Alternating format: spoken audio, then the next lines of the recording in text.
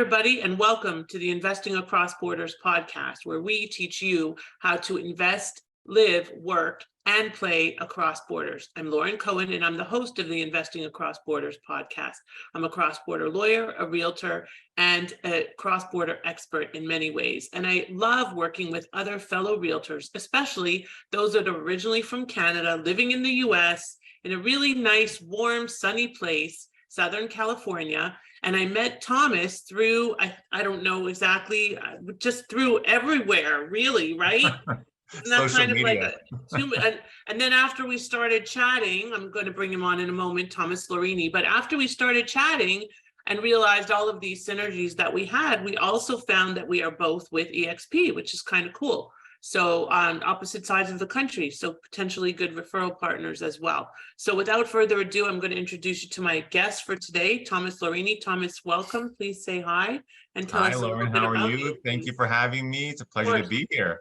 But yeah, we're on either side of the country, but formerly both from Canada. Where are you from? Toronto? From Toronto, born and raised, yes. Where'd you grow up? I was born downtown in St. Clair, well, the Italians are. And then, Nice. but I really kind of grew up in King City, Aurora area. That's Okay. kind of the elementary school and high school. Yeah. Okay, yeah. I grew up in Thornhill, so pretty close by. Yeah, not too far, Just down the road. And these days, it's really not too far. Although when I was little and we moved to Thornhill when I was 11, I thought it was like the boonies. I mean, there were still cows there. Absolutely. I ate myself, but it's yeah. So imagine that was a very long time ago. We were like the pioneers of Thornhill, and who knew it would be like it is today.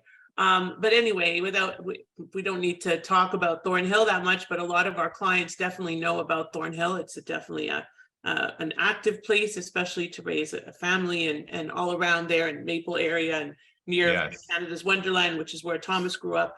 Yep. So, just gives me goosebumps every time I talk to my fellow Toronto people. So, Thomas, give us a little background. You met your wife.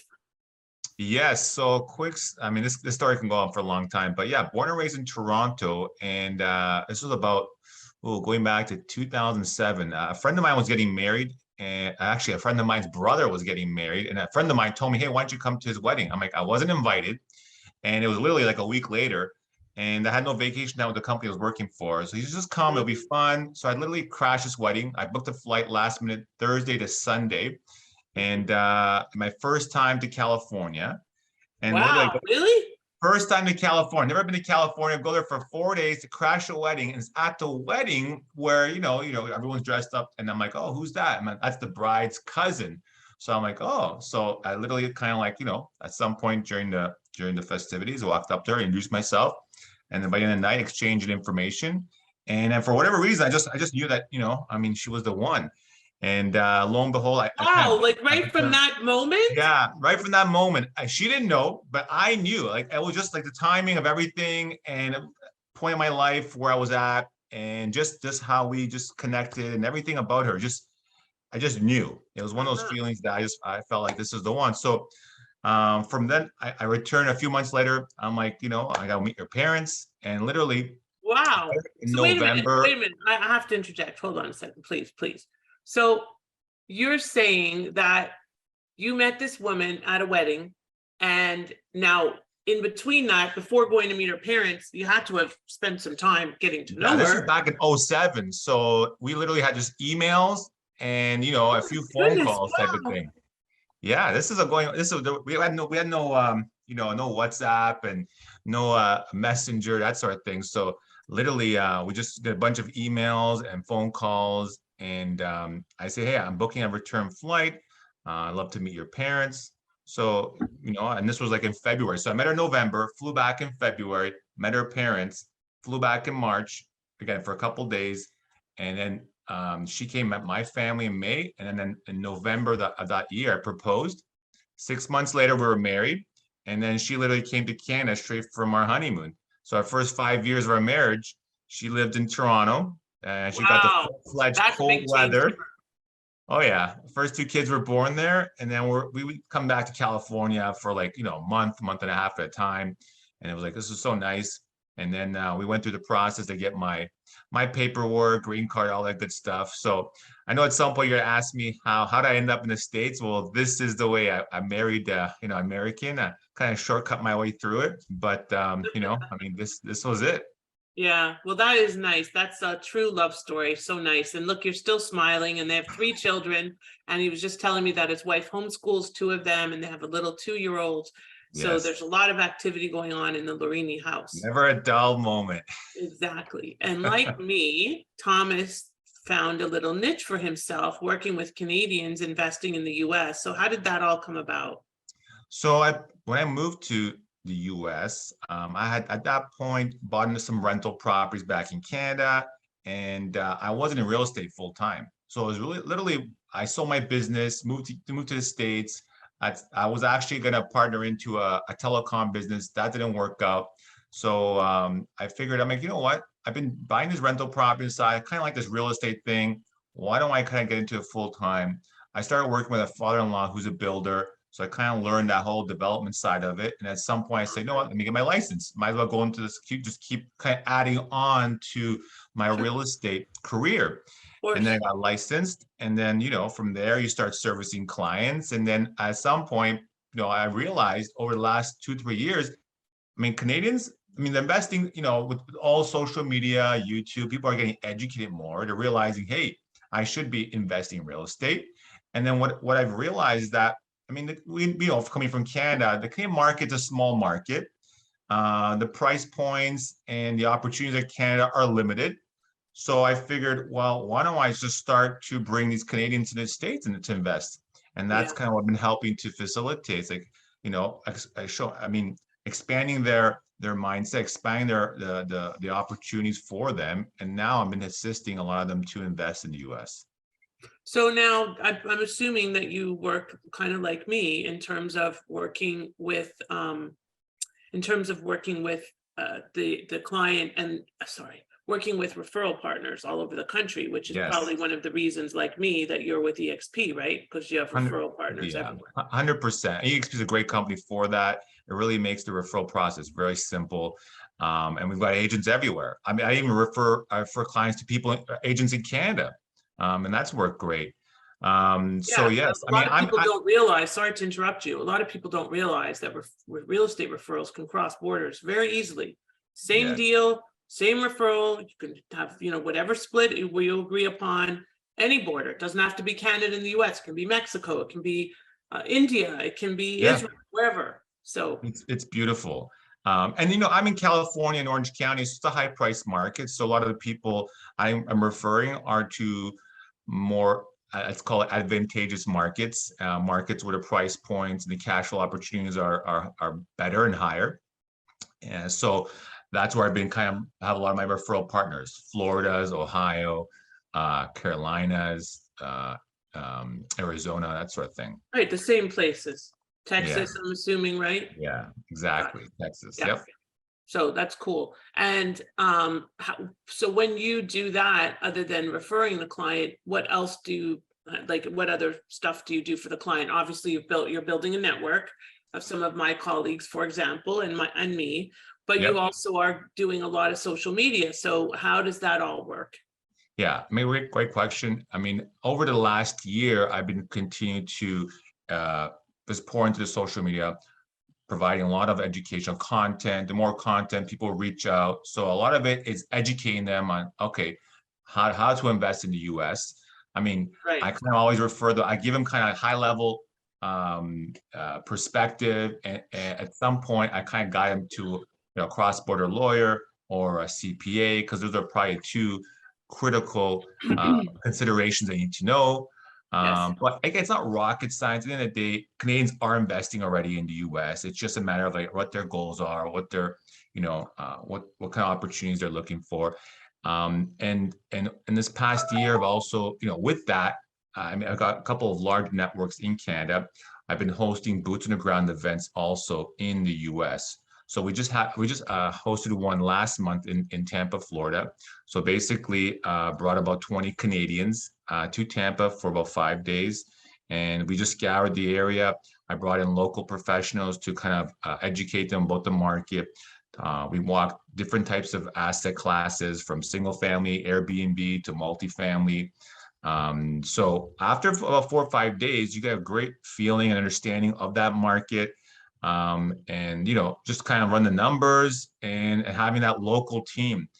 Any market, like I do most of my investing virtual. I don't really invest in California, I invest other markets.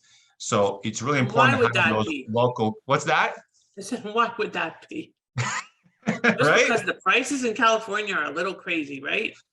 They are. They really are. I'm a realtor here. Yeah. I'm helping clients acquire properties, single families and so forth, even on the residential side. But yeah, I mean, just compared to what you can buy in other markets, it's Yeah. really mind-boggling. Hmm. But yeah, really helping people, helping with opportunities and having those local contacts because they're gonna go back to Canada. They're like, all right, I'm interested to buy something in Florida. Well, who's my realtor? Who's my handyman contractor? Insurance agent, lender, all that stuff. So really, it's like building those teams for them, investor-friendly teams to help them to be able to kind of move quickly and be successful. Yeah, you said something super critical, and that is investor-friendly teams. So there are a lot, for example, of realtors, a lot. And I've had some good experiences with referrals and some bad experiences with referrals. And I didn't realize at the beginning that it takes a different type of realtor to be investor friendly because it's a completely different business model. It's a completely different way of delivering service because it's more of almost a B2B. You're not dealing with somebody that's emotionally attached to the property, like when they're buying the home. Like I'm in the midst of buying a new home for myself because I sold my home in June. And so I'm trying not to get emotionally attached. And so far I've only gotten emotionally attached to one. And that's the one that got away, of course, but it wasn't meant to be. But anyway, the point is that investors don't get emotionally attached. So it's a business transaction.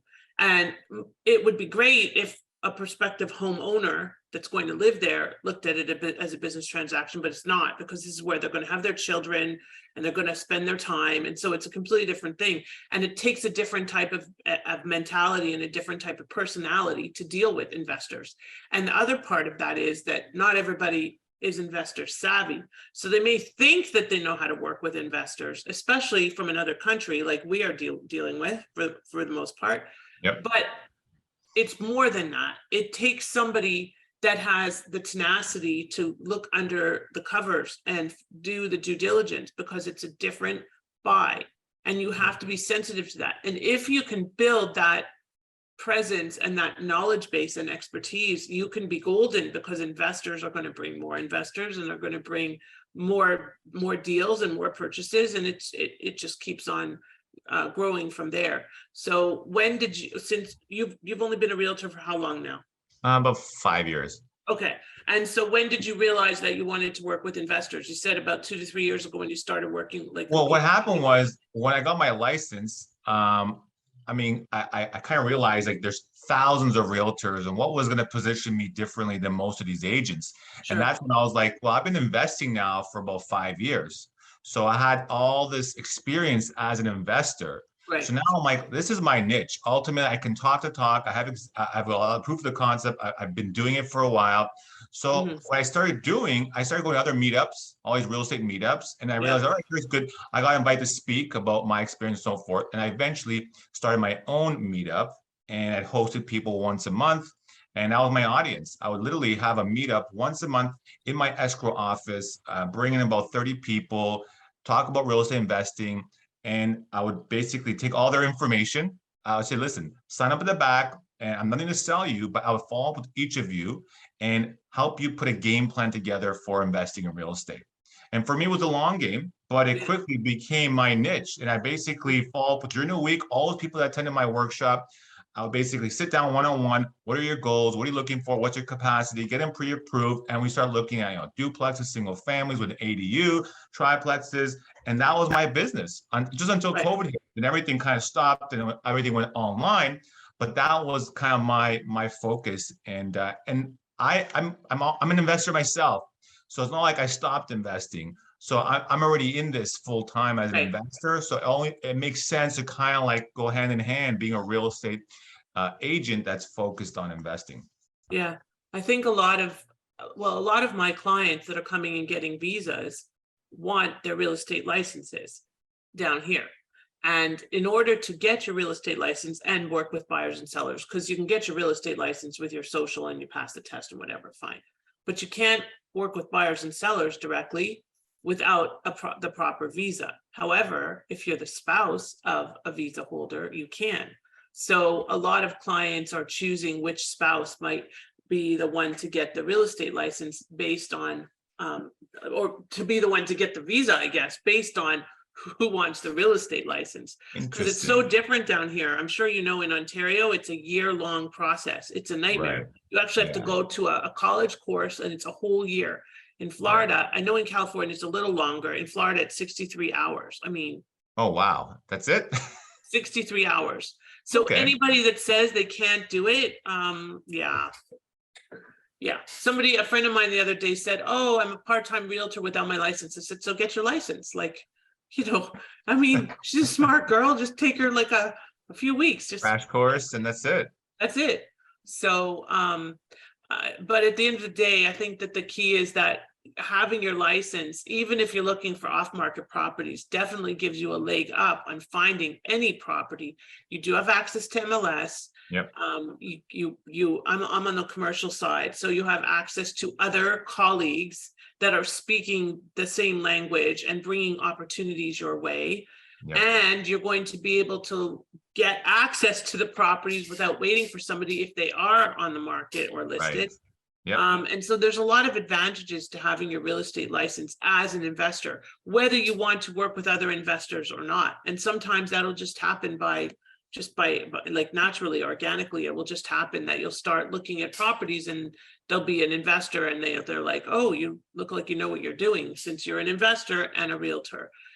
In Canada, there's a conflict. I don't know if you're aware of this, but in some places, some God, I almost said states. Oh my God. Province. Some provinces, you cannot have your real estate license and be a real estate investor. Interesting. Yeah, I think I wasn't Alberta, aware of that. pardon me? I wasn't aware of that.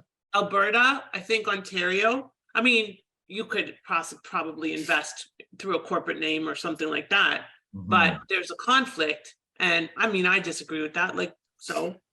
Right. Does that mean a lawyer shouldn't be able to file their own claim? Like, Right. I don't know. Doesn't make a lot of sense to me. But anyway, it is what it is.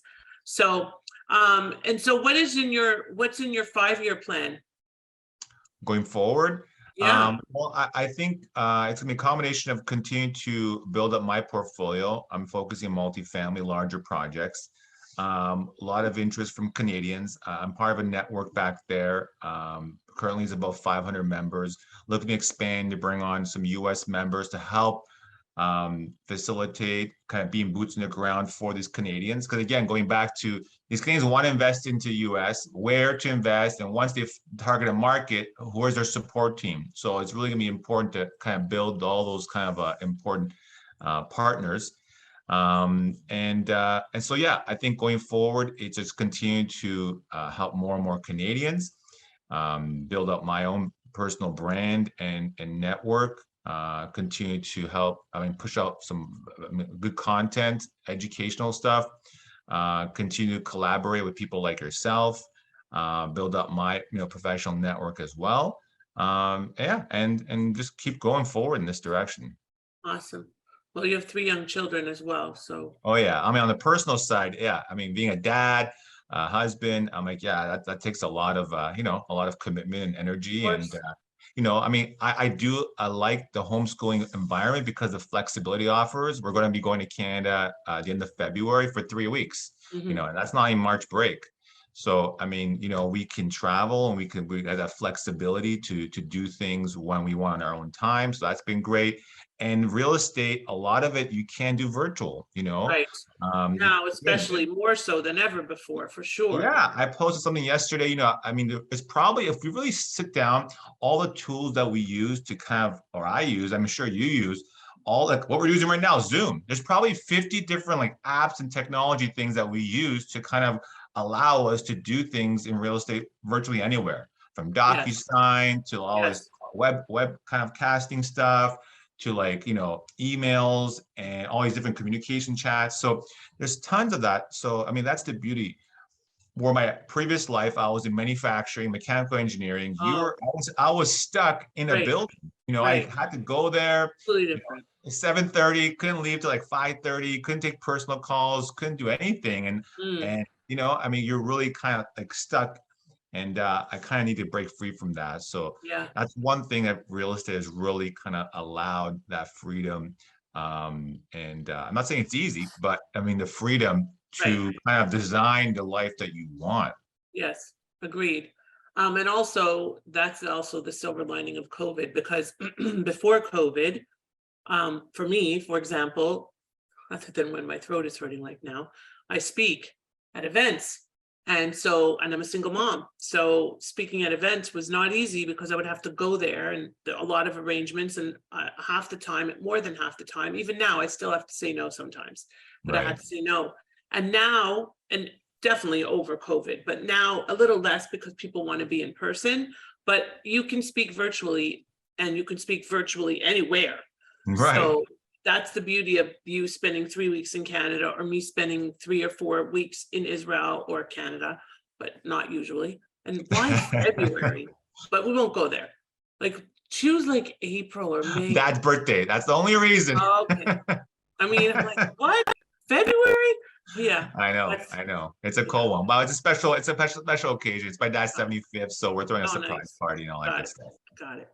So Thomas, in the meantime, other than when I'm going to bring you some referrals and make some introductions for you, which I love doing and can't help myself, how do people reach you if they want to look at investing in California, for example? Sure. I mean, easily just type in my name. I mean, on Google, I'll have my website, have Facebook, Instagram is probably my most direct. Most people kind of DM me. Most times I'll probably respond with just, here's my Calendly link, book a 15, 20-minute call and kind of explore from there. So from there, it can continue down the path of like, they are serious, or they're just Yeah, looking for some information, sure. or really they need to speak to a lender or a lawyer, and I kind of refer them out that way. But I mean, that first exploratory, what I call a discovery call, is kind of like the first step. And then from there, it's like, all right, you're ready, you're not ready, Yeah, you're definitely not ready.